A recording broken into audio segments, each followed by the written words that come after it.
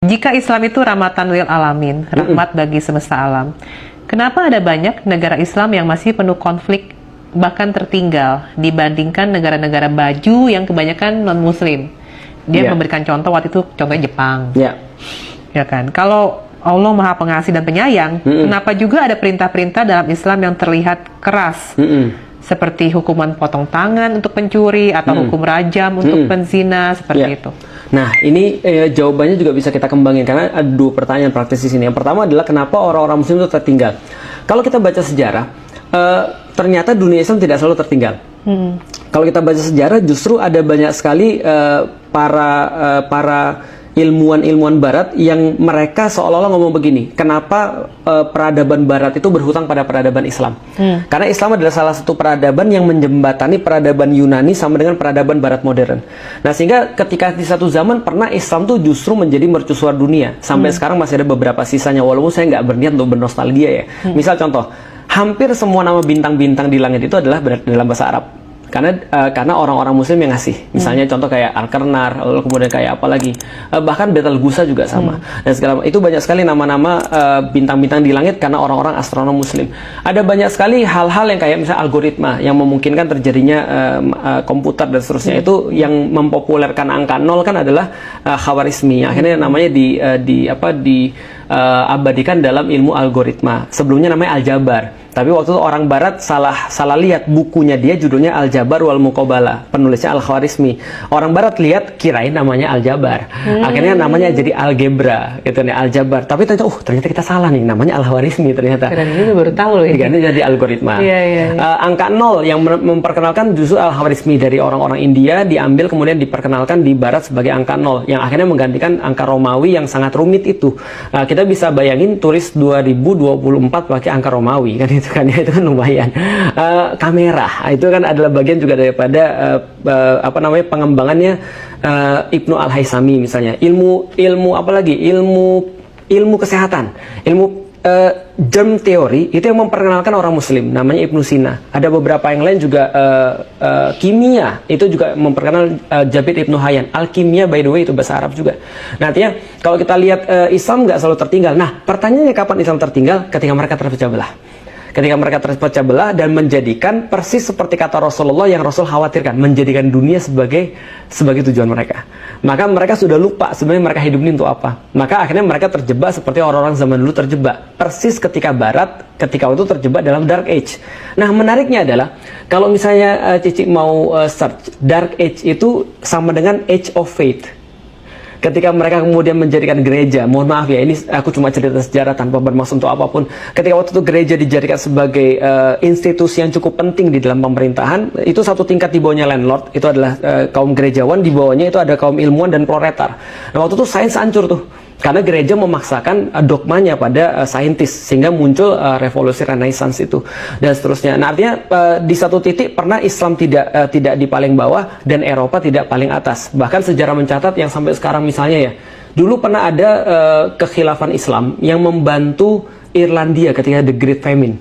Dan ketika itu dia bantu dengan jumlah yang sangat besar sampai Ratu Inggris itu, Ratu atau Raja Inggris menolak bantuan itu karena bantuannya lebih besar daripada bantuan dia. Jadi nggak boleh. Akhirnya kapal-kapal itu kemudian dikasih makanan sampai dibuat tugunya ya di Irlandia itu. Nah, artinya dulu pernah Eropa tuh terpuruk banget dan Islam tuh justru bangkit banget. Nah, pertanyaannya adalah apa yang membuat kemudian jadi kayak sekarang? Jawabannya sederhana. Jawabannya sama. Barat bangkit dengan kemudian orang Islam hancur sama, meninggalkan agama. Ketika Barat meninggalkan agama, mereka memisahkan sekuler itu, mereka memisahkan antara agama dan kehidupan, mereka bangkit tuh. Muncul ilmuwan-ilmuwan karena nggak lagi dibatasin oleh gereja. Sedangkan ketika Islam ikut-ikutan meninggalkan agama karena mereka lihat waktu itu Barat bangkit, akhirnya hancur. Karena mereka kehilangan ruhnya mereka. Nah, itu dibahas dikit oleh Machiavelli dalam bukunya The Prince. Bagaimana kemudian kondisi struktur masyarakat Eropa dan kondisi struktur masyarakat Islam itu sangat berbeda pada saat itu. Yaitu adalah pemimpinnya. Kalau pemimpin orang Islam itu satu untuk semua, kalau Eropa itu satu-satu. Bedanya adalah apa? Kalau di sini satu dihancur belum tentu yang lain hancur. Yang satu ini kalau selama masih ada satu pemimpin mereka nggak hancur. Tapi kalau hancur satu pemimpin hancur semuanya. Nah, ini kondisi sekarang. Mereka terpecah belah balik lagi. Jadi kalau aku pernah ditanya ya, apa doaku yang paling aku mau doain supaya kondisi umatnya jadi bagus nih? Aku cuma doa satu. Bisa nggak sih umat muslim itu jadi satu lagi? Mereka minimal mereka punya satu perasaan, minimal mereka tidak, karena gini, perselisihan itu pasti membuat, kalau bahasaku sederhana gini, berselisih tanah hilang. Kalau kita berselisih, harta kita pasti hilang. Kalau kita berselisih, nggak akan datang kebaikan. Nah, itu kondisi muslim sekarang tuh. Nah, itu yang kita lihat di Timur Tengah dan segala macam, contoh buruk semuanya. Artinya kita nggak bisa rely pada mereka Islam. Karena faktanya mereka tidak pernah untuk mendasarkan pemerintahan mereka pada Islam. Nah, jawaban yang kedua. Kenapa kalau gitu Jepang yang agama nggak beragama, terus mereka bisa sangat bagus sekali? Jawabannya sederhana. Karena ketika Islam menginspirasi waktu itu orang-orang Arab dan akhirnya menginspirasi dunia, maka Islam mewujud sebagai karakter. Jadi kan cara respons terhadap kehidupan kan jadi karakter ketika dia sudah terus-menerus. Nah, karakter itu ada pada orang Jepang.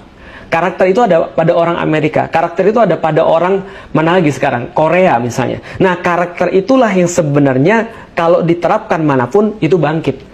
Kalau karakter tuh kemudian diperbesar lagi dan di-endorse dengan sesuatu kekuatan yang lebih besar, namanya ideologi, nah karakter tuh bisa mendunia. Nah, itu sekarang terjadi pada Amerika dan seterusnya. Karakter-karakter seperti apa contohnya? Contoh, kalau kita bicara karakter yang manusiawi dulu ya, belum di-endorse sama ideologi. Karakter Jepang. Orang Jepang tuh terkenal dengan 7 value Bushido ya, atau samurai, aku lupa. Ya, jadi samurai kayaknya sih.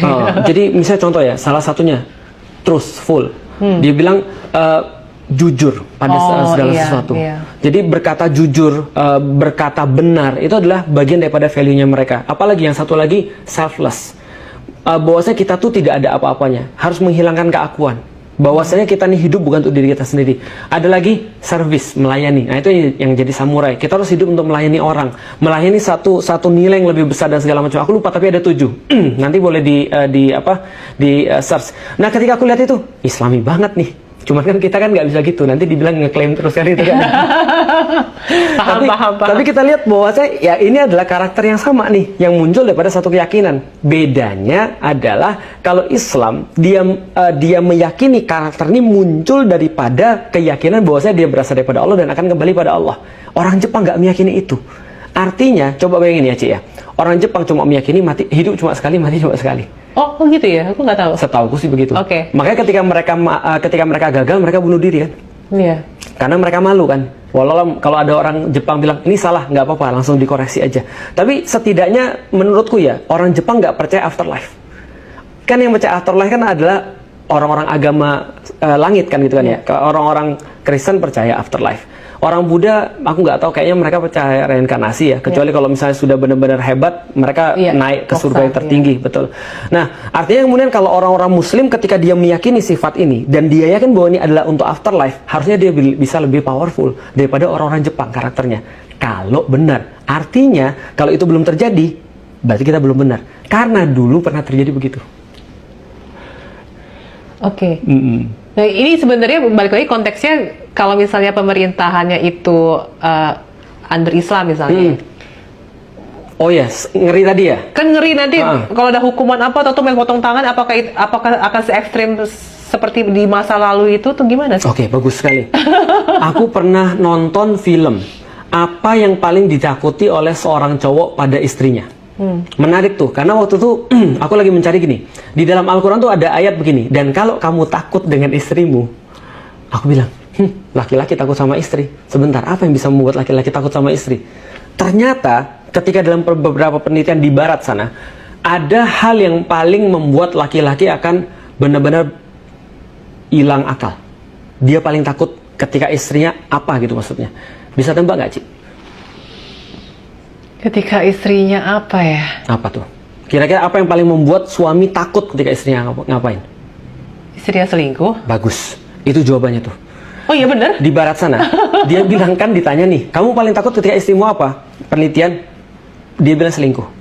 Lalu ditanya lagi. Diri itu betul harga diri. Laki-laki itu ketika sudah laki-laki yang paling penting kan harga diri ya. Kalau kamu lihat istrimu atau tahu istrimu selingkuh, kamu ngapain? Dia bilang, aku akan ngambil senapan, tembak, terus kemudian itu selingkuhannya pertama kali, yang kedua aku tembak istriku, lalu aku bunuh diri. Karena apa gunanya lagi? Ketika dia masih hidup pun dia akan dikenal sebagai orang apa? Orang yang istrinya selingkuh. Orang pasti akan ngebully dia, alias nggak ada gunanya dia hidup lagi kan gitu kan ya. Artinya itu yang paling ditakuti daripada istrinya. Coba bayangin, itu sadis nggak sih? Itu kan ngeri banget tuh. Nembak istrinya, sorry.